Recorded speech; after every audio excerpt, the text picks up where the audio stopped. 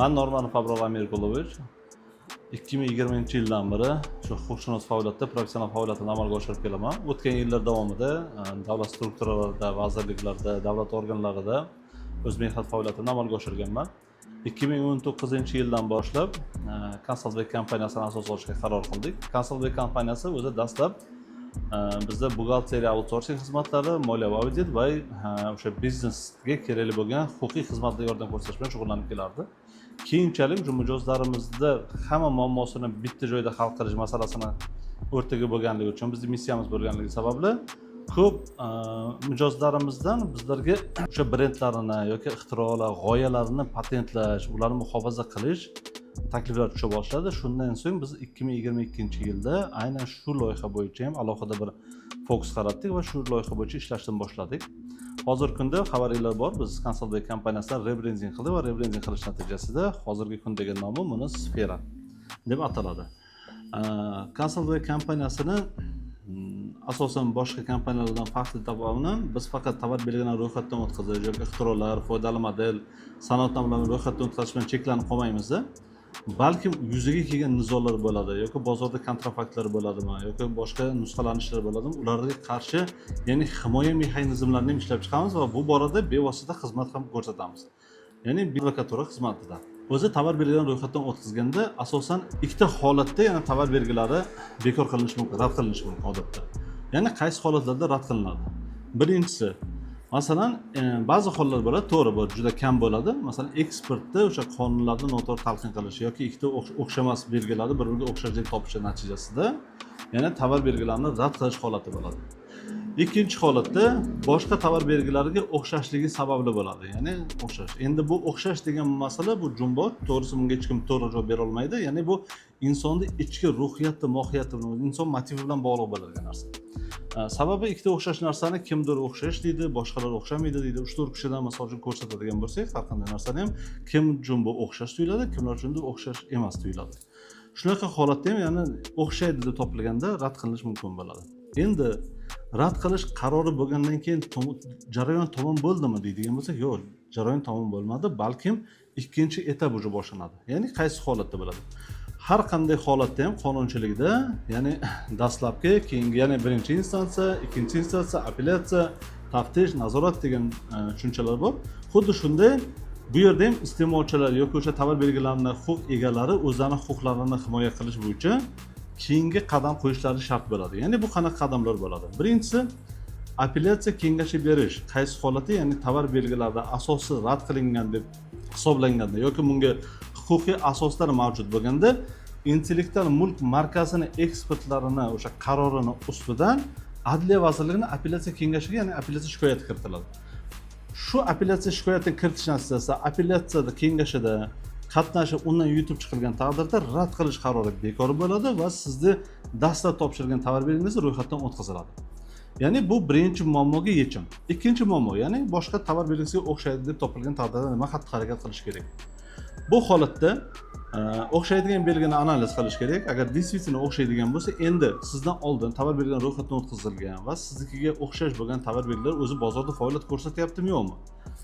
Ya'ni shunga e'tibor qarash kerak. Dastlab patent olganiga, ya'ni o'sha guvohnoma olganiga necha yil o'tdi? Agar 3 yildan o'tgan bo'lsa, fuqarolik kodeksimizda aniq jumla borki, tovar belgilari egalari o'zlarining tovar belgilaridan 3 yil davomida uzluksiz asosiy sababga ko'ra yana foydalanilmagan taqdirda uni tovar belgisi da'vogarning talabiga asosan, ya'ni nima qilish mumkin? Bekor qilinishi mumkin.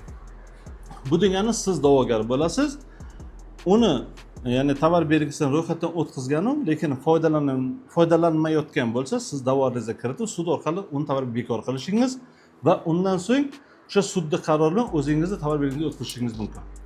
Ko'p holatda qanaqa bo'ladi amaliyotda?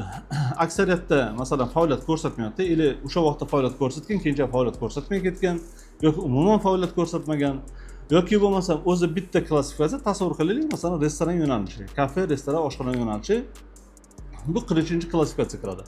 U 40-klassifikatsiyaga ham olgan va shu bilan birgalikda 25 ga ham olgan deb tasavvur qilaylik. Ya'ni 25 nima edi bu? Bizda kiyim-kechaklar, tayyor kiyim-kechaklar ishlab chiqarishi bilan. Lekin faktik u restoran faoliyatini yurg'izyapti, lekin kiyim-kechak yo'nalishida umuman faoliyat ko'rsatmayapti. Bu yoqda qanaqa huquq buzilish yuzaga kelyapti? Ya'ni patent egasi tomonidan raqobat to'g'risidagi qonun bor. O'sha raqobat to'g'risidagi qonunga zid harakatlar, ya'ni insofsiz raqobat fakti yuzaga keladi. Ya'ni insofsiz raqobat faktini aniqlash metodologiyasi bor. Vazirlar Mahkamasining o'sha tegishli qaroriga asosan, unga asosan uni xatti-harakatlari zid deb topiladi.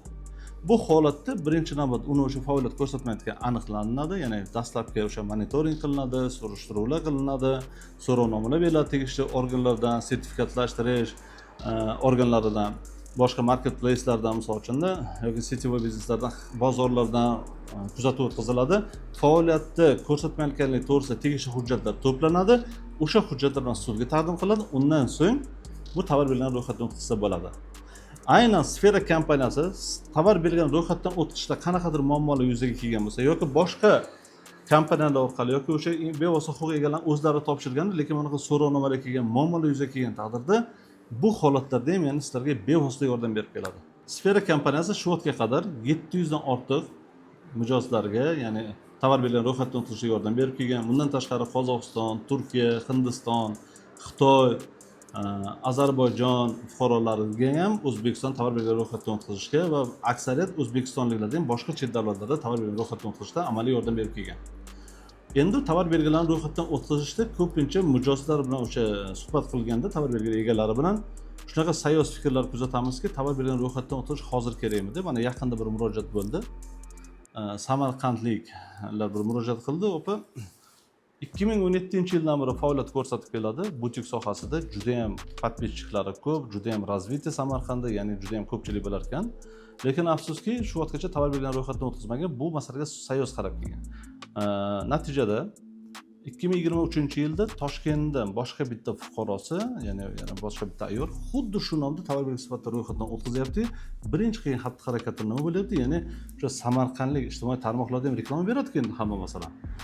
Ya'ni unga nisbatan chora beryapti o'sha. Endi bu nima degani? Bu ya'ni o'sha butigida Xitoydan butun veshelkalarda hamma tovarlarni birkalargacha $20,000 ya'ni marketing uchun xarajatlar qilib kelgan, veshelka hamma yog'ini.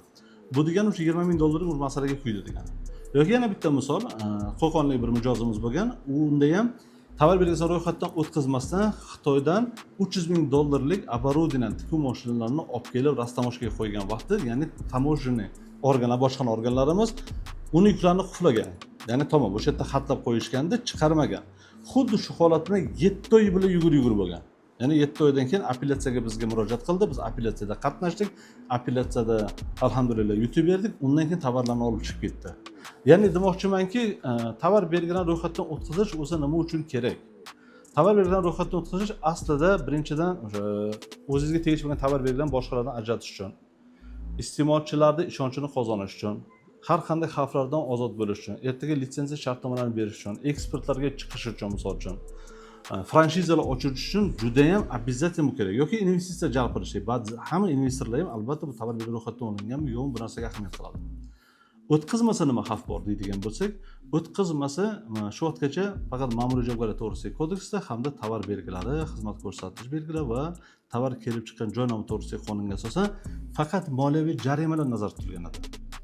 Endi moliyaviy jarimalar tovar belgilari to'g'risidagi qonunda 37.1 moddasiga asosan ba'zi hisoblash miqdorini 100 barobardan 200 barobar. Bu degani hozir 412 ming bo'lsa, bu 82 milliongacha, ya'ni jarima, moliyaviy sanksiya. Bundan tashqari alohida ma'muriy javobgarlik to'g'risidagi kodeksda ham jarima ham bor. Undan tashqari o'sha kontrafakt obyekt hisoblanadi-yu, ya'ni o'sha huquqbuzarlik obyekt qurollari va ashyolarni musodara qilish ham belgilangan edi. Endi bu yildan yanada bu kuchli bo'ldi. Nimagaki, ya'ni 8-avgust kuni O'zbekiston Respublikasi 1080-raqamli qonun qabul qilindi. Unda Jinoyat kodeksiga yangi modda kirib keldi. Endi yangi moddaga asosan tovar belgilarini, ya'ni huquqbuzarlik qiladigan odamlar faqat jarima bilan qutulmaydi degani. Endi jinoiy javobgarlikka ham tortilishi mumkin. Ya'ni ozodlikdan mahrum qilinishi, ozodlikdan cheklanishi mumkin deganida. Nega buni qildi? Sababiki ba'zida kontrafakt tovar ishlab chiqargan odamlar bir har 6-5 oyda 80 million to'lash uruvchi ishasi muammo emas edi. To'laydi, ya'ni 5-6 oy, ya'ni oyiga ular 500-600 million ya'ni daromad qilish mumkin edi. O'shaning uchun ular kontrafaktni qo'rqmasdan qilaverardi. Ana endi bularni cheklash maqsadida endi jinoiy javobgarlik masalasi ham bu holatga kelib chiqdi.